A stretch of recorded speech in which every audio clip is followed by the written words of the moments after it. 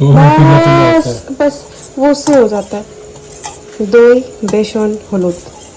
যাতা তরকারি আমার তো ভালোই লাগে বাট স্টিল মানে কোনো আগামাথা নাই এটার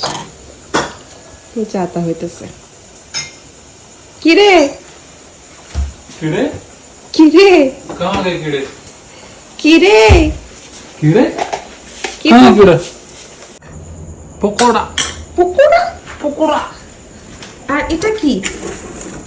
चावल ভাত भात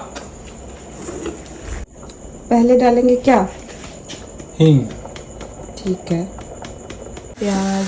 और हिंग का छौंक तड़का है अच्छा। छौंक तड़का डिफरेंस क्या है फिर छौंक और तड़का तुम्हारे छौंक बोलते हैं हमारे तड़का बोलते हैं हम कुछ बोलते ही नहीं फिर? हम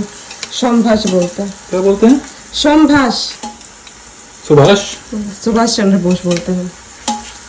डालो तो सही